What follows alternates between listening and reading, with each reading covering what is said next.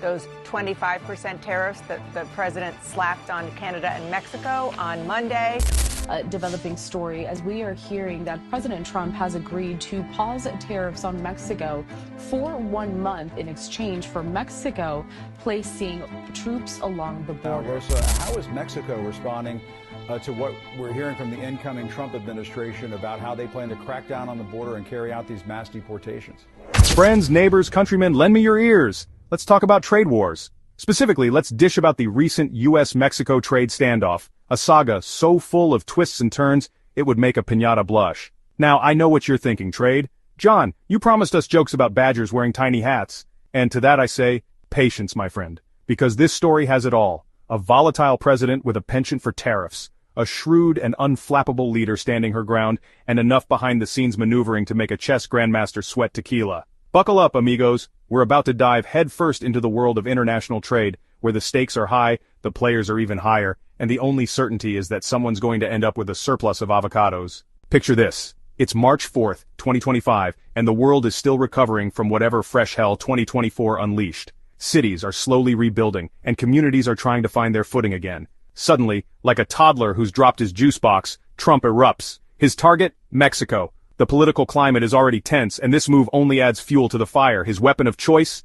Tariffs. Those delightful little economic penalties designed to make everyone involved feel the burn. Economists are scrambling to predict the fallout. Trump, with all the subtlety of a mariachi band at a library, slaps a 25% tariff on Mexican goods. The impact is immediate and widespread. We're talking everything from auto parts to avocados because nothing says diplomatic solution like making guacamole a luxury item. The everyday consumer is hit hard. The reasoning behind this economic tantrum? Well, it's Trump, so take your pick: immigration, drug trafficking, or perhaps just a general dislike of anything south of his precious wall. The motivations are as varied as they are controversial. Whatever the reason, one thing is clear. This tariff threat is a big freaking deal. News outlets are buzzing, and public opinion is sharply divided. The U.S. auto industry relies heavily on Mexican manufacturing. And American consumers? Well, they're about to learn that avocados don't grow on trees in Ohio. The ripple effects are bound to be felt far and wide, affecting industries and households alike. Enter Claudia Sheinbaum, the newly elected president of Mexico, stage left. Now, facing down a tariff-wielding Trump would make even the most seasoned politicians sweat.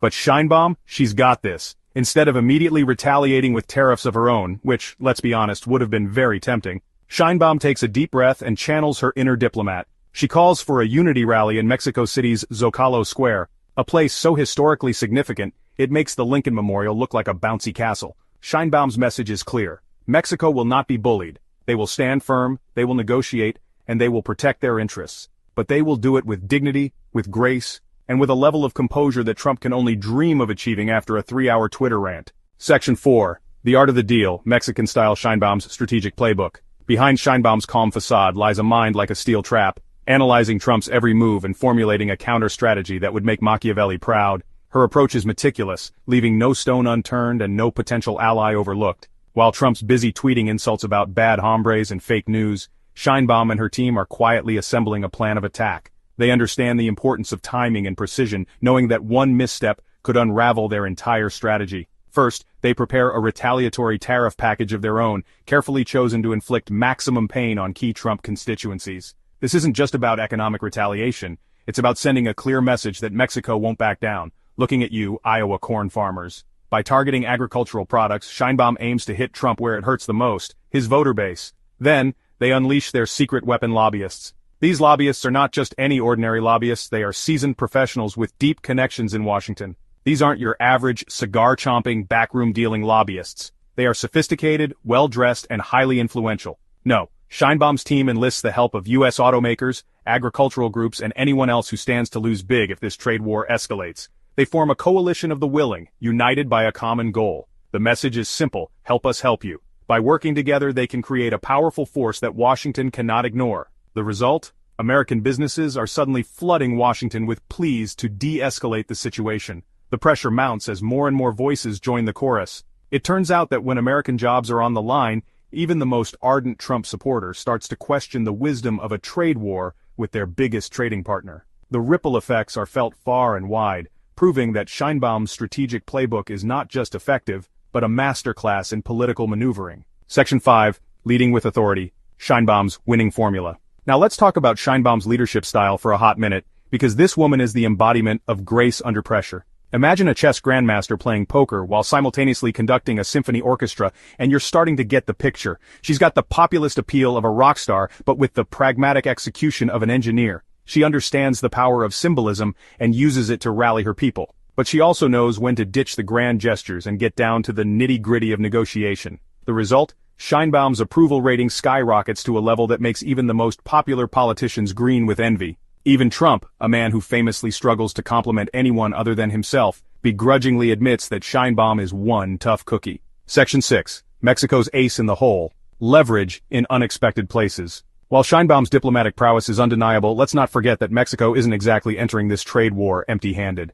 They've got leverage, baby, and they're not afraid to use it. First, there's the whole issue of oil. The U.S. relies heavily on Mexican crude, and disrupting that flow would send shockwaves through the American economy. Then there's the border itself. Mexico could easily make life very difficult for the U.S. by tightening border controls and making it harder for American businesses to operate in Mexico. And let's not forget about the issue that's near and dear to Trump's heart: immigration. Mexico has been cracking down on Central American migrants attempting to reach the U.S. border, and they could easily reverse course if they wanted to make a point. In short, while Mexico might be the smaller dog in this fight, they've got a surprisingly strong bite. Section 7.